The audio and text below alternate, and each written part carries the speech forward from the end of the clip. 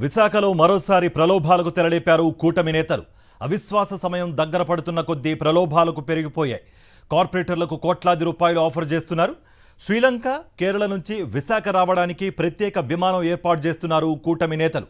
విమానం కాకపోతే హెలికాప్టర్స్ ఏర్పాటు చేస్తామనంటున్నారు. వైఎస్ఆర్సీపీ కార్పొరేటర్లు ఇంటికి వెళ్లి ప్రలోభ పెడుతున్నారు.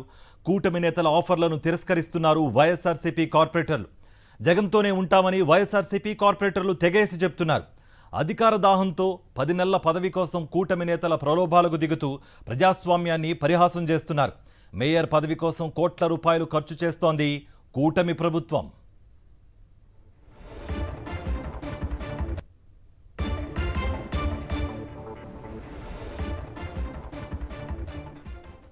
రైట్, కూటమి ప్రలోభాల పర్వంపై మరింత సమాచారం మా ప్రతినిధి నాయుడు అందిస్తారు. నాయుడు,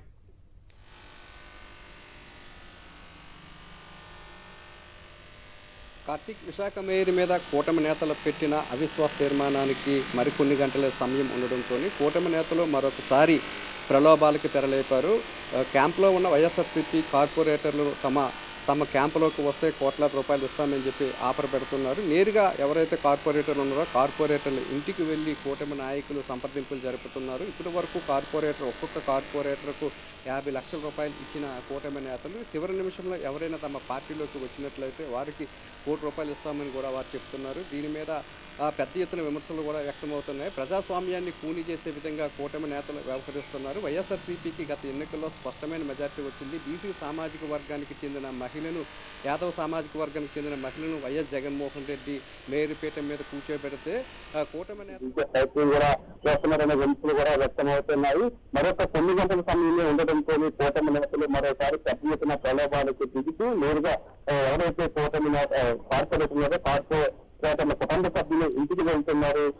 ఖచ్చితంగా వస్తే మీకు ఉపయోగం ఉంటుంది, పనులు చేసుకోవచ్చు, కాంట్రాక్టులు కూడా చేసుకోవచ్చు అనే విధంగా వారు ప్రలోభపెట్టే ప్రయత్నం చేస్తున్నారు. అయితే మాత్రం వైఎస్ఆర్సీపీ కార్పొరేటర్లు మాత్రమే తాము ఈ ప్రలోభాలకు తలెగ్గలేదు. ఎట్టి పరిస్థితుల్లోనూ కూడా తాము వైఎస్ఆర్సీపీలోనే కొనసాగుతామని స్పష్టం చేస్తున్నారు.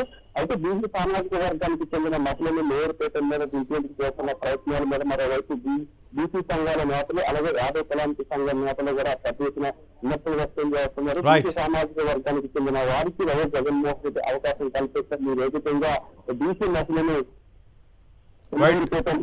తొలగించే ప్రయత్నం చేస్తారని కూడా వారు ప్రశ్నిస్తున్నారు. బీసీలను మోసం చేస్తున్న కూటమి నేతలకు త్వరలోనే బుద్ధి చెప్పే రోజులు కూడా దగ్గరలోనే ఉన్నాయంటున్నారు. ఇప్పటికే వైఎస్ఆర్సీపీకి సంబంధించిన కొంతమంది కార్పొరేటర్లను ప్రలోభపెట్టి అలాగే కొంతమంది వ్యాపారం చేస్తున్న వారి మీద అధికారులను ప్రయోగించి కూటమి పార్టీలను చేస్తున్నారు. వారందరూ కూడా కొంతమంది మళ్ళీ వైఎస్ఆర్సీపీలోకి వస్తారన్న ఉద్దేశంతోనే పెద్ద ఎత్తున కూటమి నేతలు వారిని క్యాంపు కూడా తీసుకువెళ్లారు. మరికొన్ని గంటల సమయంలో ఉండడంతో వైఎస్ఆర్సీపీకి సంబంధించిన కార్పొరేటర్లను ప్రలోభ పెట్టేందుకు కూటమి నేతలు రంగంలోకి దిగుతున్నారు. కార్తీక్, రైట్ నాయుడు.